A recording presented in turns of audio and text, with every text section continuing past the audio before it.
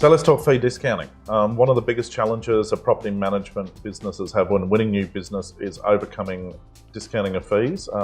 What are your thoughts on discounting fees? Okay, discounting fees, it's always a hot topic in property management, whether it's the BDMs or the principals and business owners. Anyone that knows, I guess my philosophy is never discount on your management fee, ever. But in saying that, I mean, I'm not as removed from the industry as the day-to-day BDMs, BDOs, I call them moms, the American mom, missed opportunity managers. That, I mean, everyone wants to get a good deal. Everyone wants to get a bargain, everyone wants to negotiate, and everyone wants to discount. But I guess my philosophy and training is, yes, value add, but don't negotiate on the management fee. And I think there's two types of businesses out there, property management agencies. There's ones that are just focused on numbers and grow, expand at no expense, and they will drop it to 5-4%. I hear less.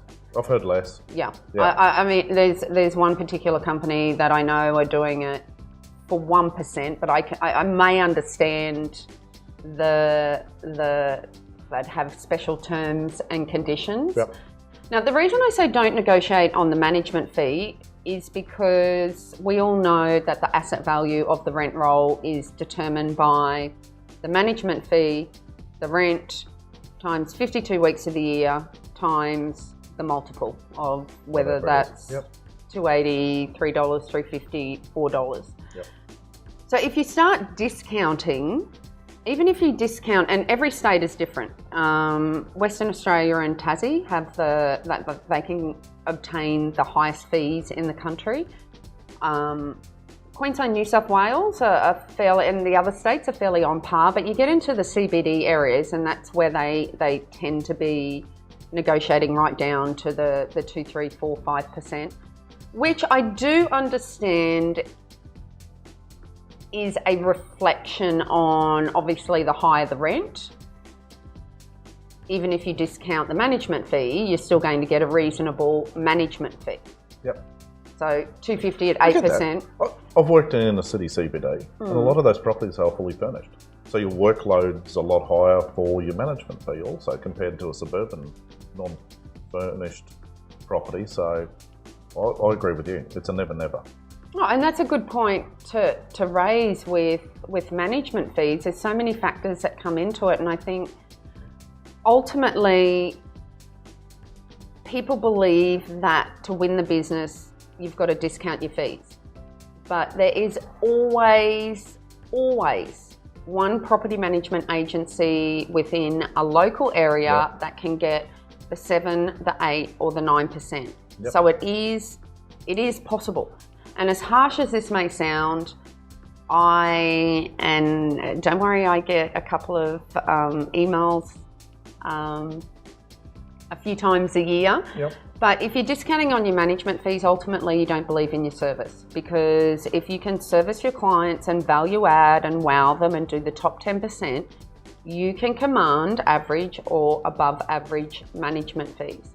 So as I was saying, like if you drop your management fee, say from 8% to 5%, depending on the number of properties you've got on the rent roll, in an asset value could be the difference of $200,000, $300,000, $400,000. Yep.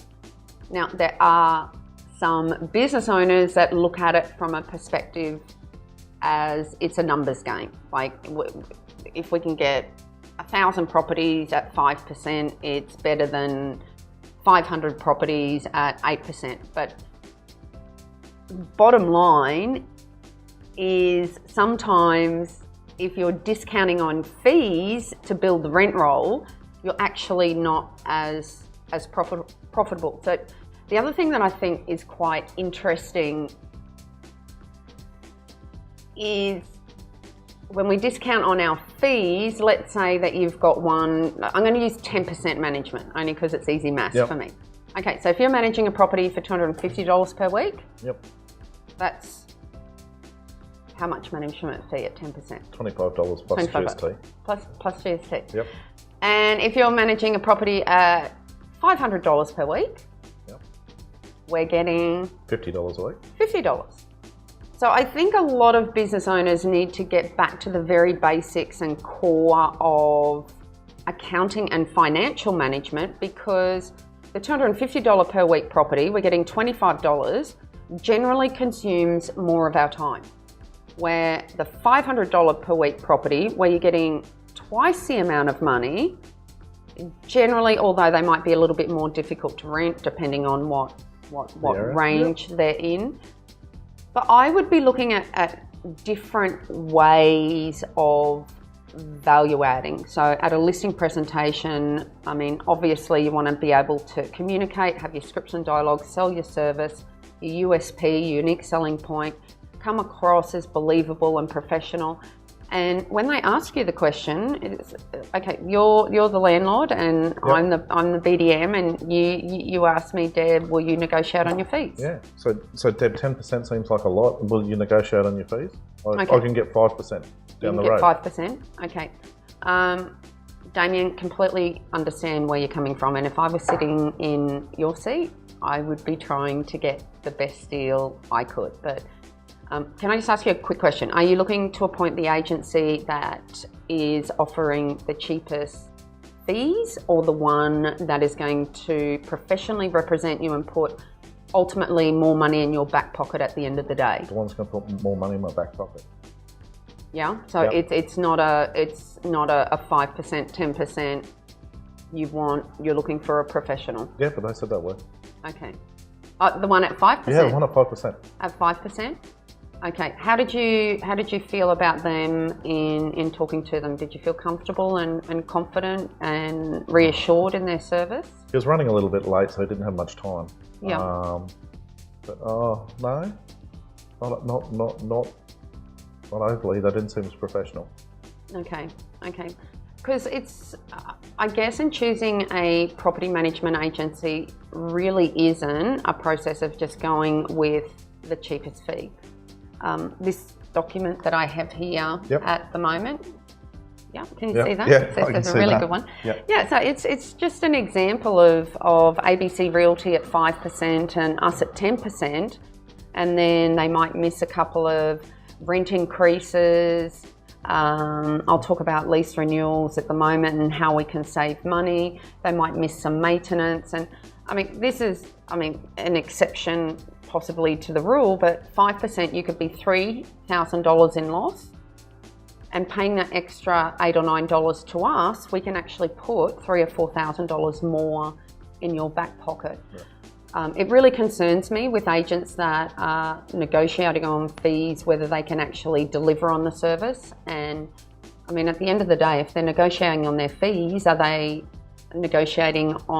representing you in the best way to get the highest possible rent? So in negotiating on fees, you could turn around and say, well, look, Damien, it's our office policy. We can't negotiate on our 10%. But what I can do and offer a range of other value adds. Damien, I know you don't know that I can follow through on my promises. So look, I'm happy to do it for 5% for 3 months. But once I follow through, it goes up to the 10%. Or I'm happy to waiver the let fee for the first 12 months. It might save you $500 or $600.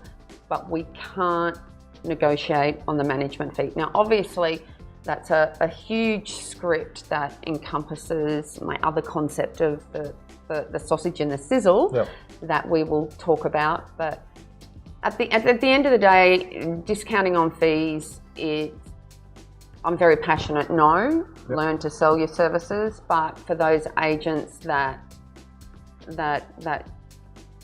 choose to do it, it's a decision that they can make.